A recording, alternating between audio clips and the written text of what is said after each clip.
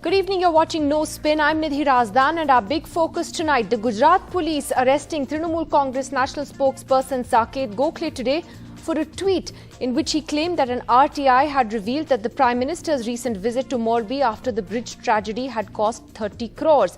This was later flagged as fake news by the government. Gokhale was arrested after landing in Jaipur from Delhi, and in what appears to be bypassing normal process, the Rajasthan police were completely in the dark.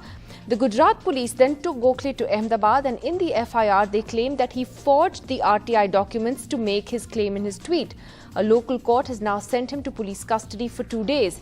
Mamata Banerjee has called the arrest vindictive meanwhile. And this evening news came in that the Kolkata police have issued a summons to BJP leader and actor Paresh Rawal for his recent comment which had created controversy about cooking fish for Bengalis. Is that a tit-for-tat action? Well, where are we headed? Is this police overreach? Joining us first on the program tonight, Trinamool Congress MP Sushmita Dev. We also have Mr. Bhaskar Ghosh from the BJP, Shadan Farasat, advocate of the Supreme Court, A.K. Jain, former DGP of Uttar Pradesh, is going to be with us, and Sanjay Jha joining us shortly as well. But Sushmita Dev, to you first. The Gujarat police claiming, Sushmita Dev, that Saket Gokhale not only put out a fake tweet, as they're putting it, but that he actually forged documents to make this fake claim, as they put it, that this much money was spent on the Prime Minister's trip to Morbi. What do you make of these claims? See, it's very simple. It's a matter of trial that who actually forged these documents and what happened. But you know, Nidhi, one has to look at the larger picture. You know, there are a series of tweets that comes from the IT cell of the BJP with fake news about various leaders. Whether it's about Aligarh University, whether it's about the CAA Andolan in Shaheen Bagh, but no arrests happened vis-a-vis that. So the question is today, if Saket tweeted something, believing that it was a part of a newspaper's article, to arrest him, they could have summoned him. They could have questioned him, asked him, where did he get it from? None of that. They turned up in Rajasthan 2 a.m. in the morning. They arrested him and took him to Ahmedabad. Today he was produced in court, as you know, and he's gone for 2 days custody. But there's a larger question here, and that's what I think. Anything you write criticizing the Prime Minister on Facebook, so many journalists who have published against the government or have tried to work on stories against the government, there is a fear psychosis that this government is trying to create in this country. So that as if criticizing a Prime Minister or questioning a Prime Minister or questioning a BJP government anywhere in the country becomes like a vendetta. And it's more like persecution rather than prosecution. I mean, I was just reading a story on Scroll. You know, about, it says, Amit Malviya's fake news fountain. 16 instances of how he's given out fake information, fake videos, doctored videos, which clearly have an aim to, to create communal tension or targeting one community or the other. Okay, you're saying there are double standards on this, but there's a bigger issue here. Yes. There is a bigger issue here, and I want to bring Shadan Farasat into this before I come to Mr. Ghosh, which is that, Shadan, just on the issue of law. Now, what does the law say about arresting people for tweets that may be misleading? Now, I mean, I'm just asking you as a lay person, would it not have to incite violence or something to actually warrant police action? See, it will depend on the sections that have been sought to be invoked. If the sections are invoked which are below, up to 7 years or below, punishable with imprisonment of 7 years or below, then the rulings are that the police cannot straight away arrest. They have to send a notice under what is called section 41A, ask the person, if he does not cooperate, etc., then you can go ahead and arrest. Now, seemingly in this case, like Sushmita ji said, if there is, let's assume there is a fabrication of this whatever Gujarat newspaper, right? Now, how does the police straight away know that it is Saket Gokhale who did this fabrication, that when he lands in Jaipur, they are ready, prepared? They should have sent him a notice. Listen, sir, this seems like, you have retweeted or tweeted something which is a fabricated this thing.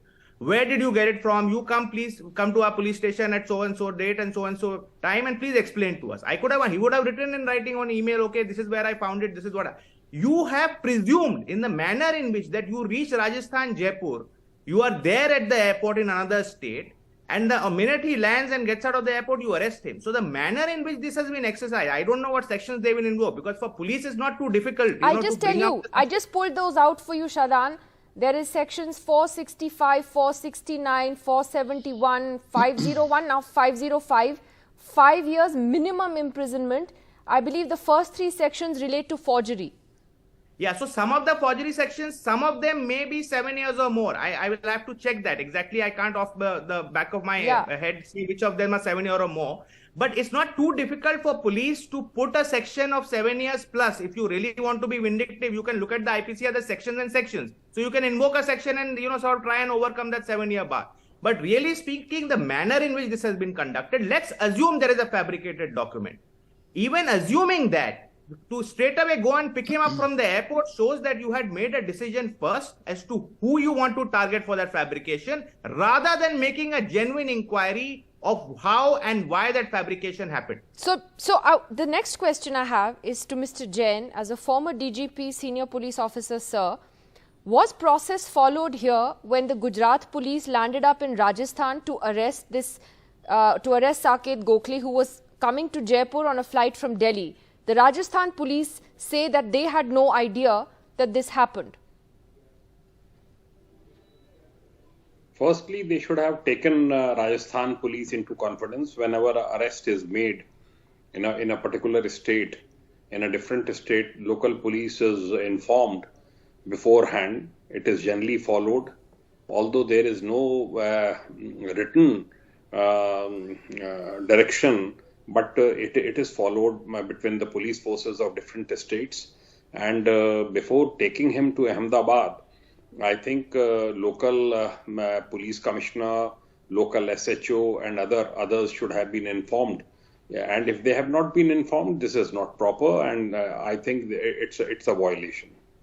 Okay, so Mr. Bhaskar Ghosh, coming to you now. We've heard from a senior lawyer, we've heard from the TMC, of course, they're your political rivals. We've heard from a senior police officer as well, that it appears that process has not been followed here. Firstly, should we be arresting people for what they're tweeting unless it's actually inciting violence?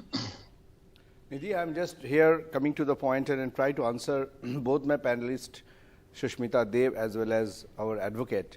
First of all, you have mentioned that what are the section, and each section, if you analyze, they are really beyond 5 years or more than 5 years.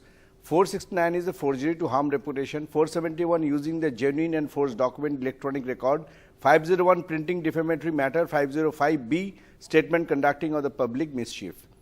As per the IPC. Now there is two things. First of all, somebody the advocate asked that how he is know that it is Mr. X who is doing it. That is the reason they have produced him in the court, and he got 2 days of the remand custody to examine. There is another source, Docs Patel.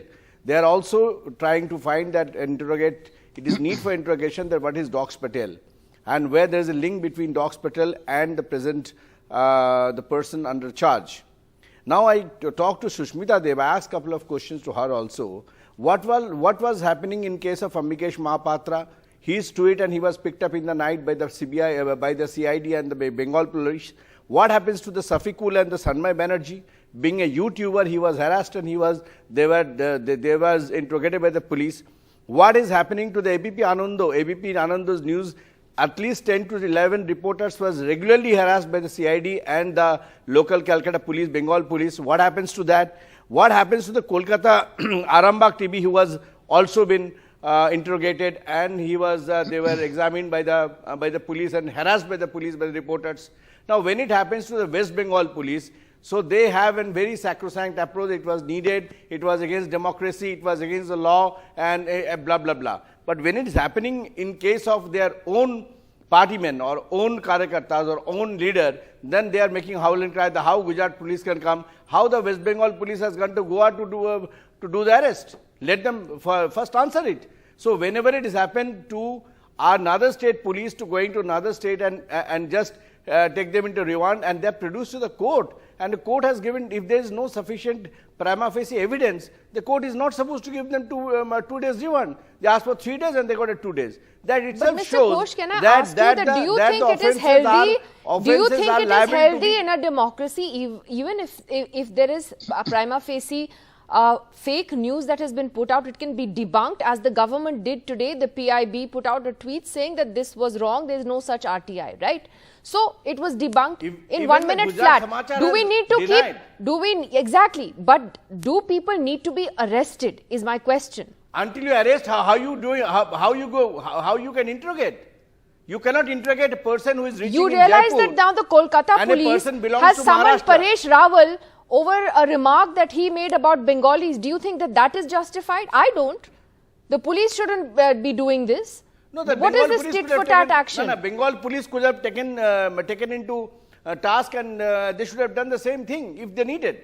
Who is stopping them to do that? But my question, that doesn't justify the person who is from Maharashtra is a national spokesperson of the TMC, which is a regional party, and he is reaching to another state. And whenever there is access, the Gujarat police has taken the access and taken it to the in front of the court, and okay, Shadan wants to come in, but before that, let me just get an opening comment from Sanjay. Sanjay, my point is that, you know, an eye for an eye makes the world blind.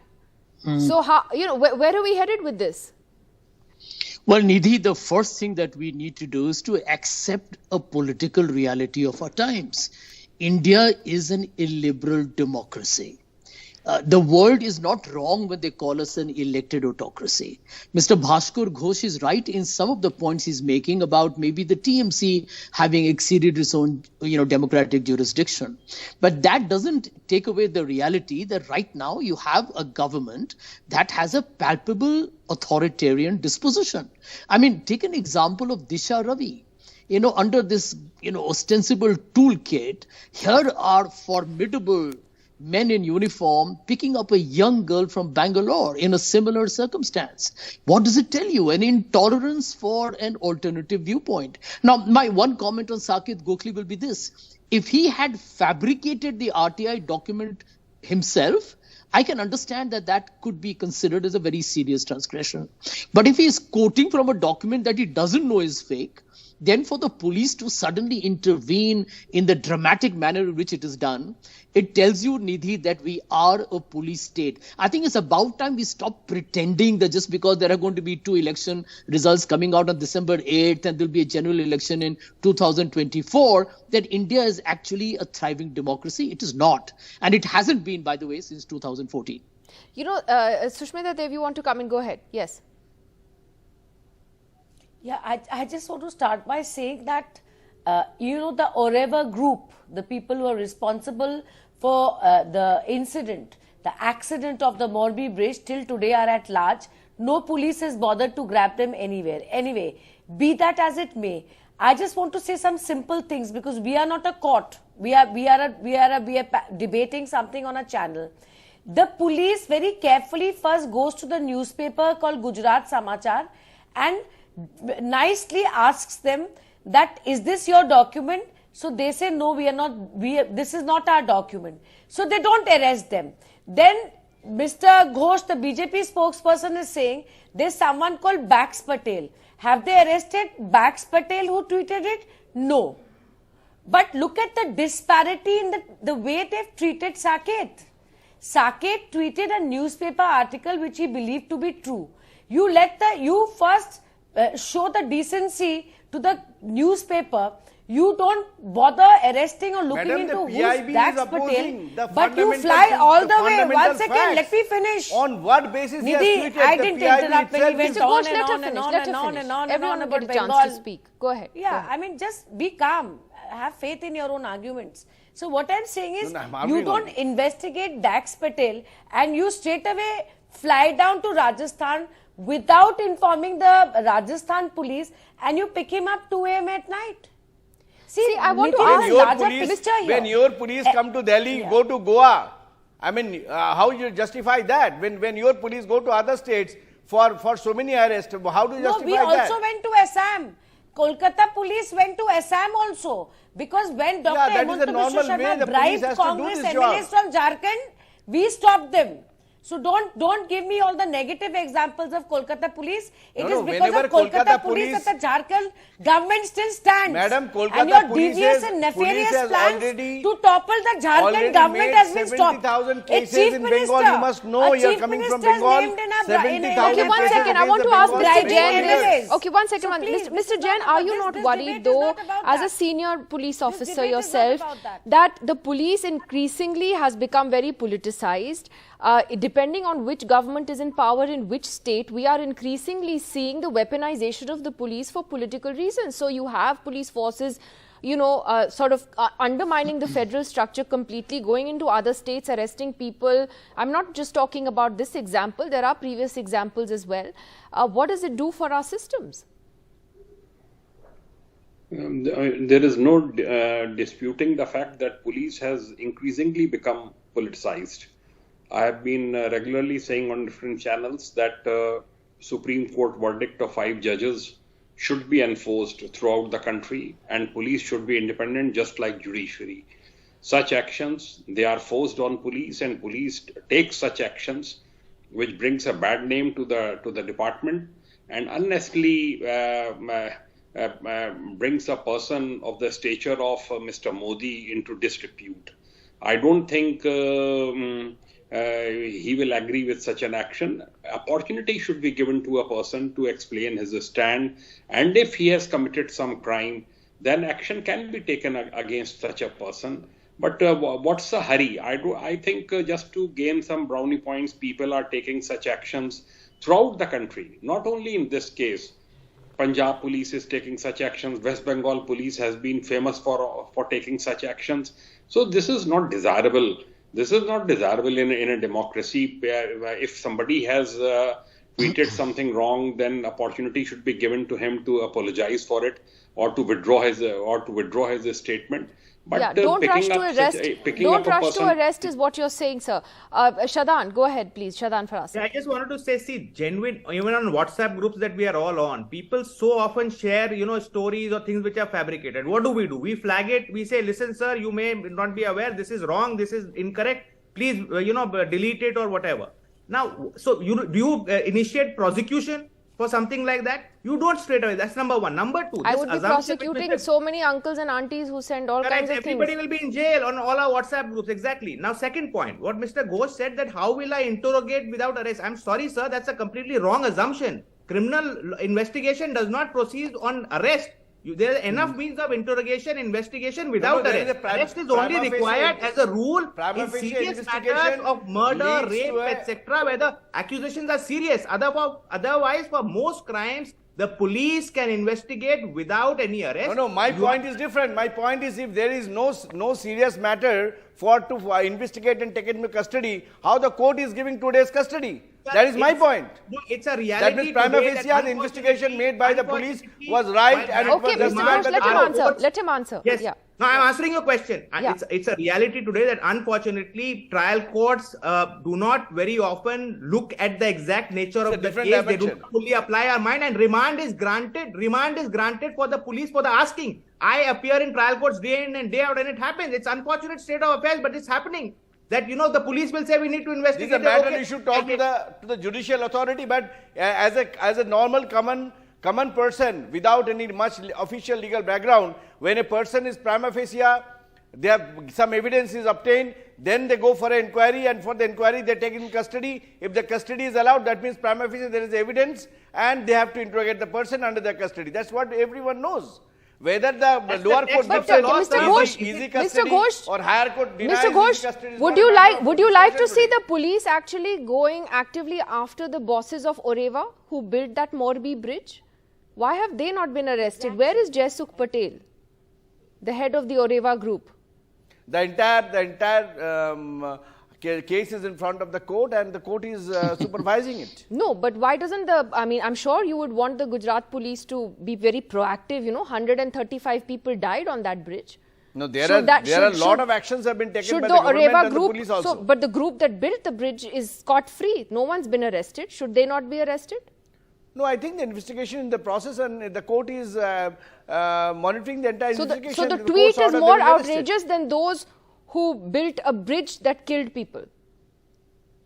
Obviously, if you go to Calcutta also, Jodhapur Bridge, that was also same disasters. Then I can ask the same question, that how many people were arrested equally by the bad. Bengal police? Very, very bad. But do you not think the Oreva people should be arrested? Any person who is breaking the law, who is doing unlawful activity in this country should be brought to the court, and court has got the all right and authority to give the order, whether behind the bar or going to life sentence. That is, I'm not going to comment on that. What I'm trying to comment is that police of Bengal, what Ms. Susmita Dev is representing, is why they are behaving in one way in Bengal, another state they change their stance. Even being a regional party, they change their stance into another state. Okay, Sanjay, that is my point. Sanjay Jha, you wanted to come in.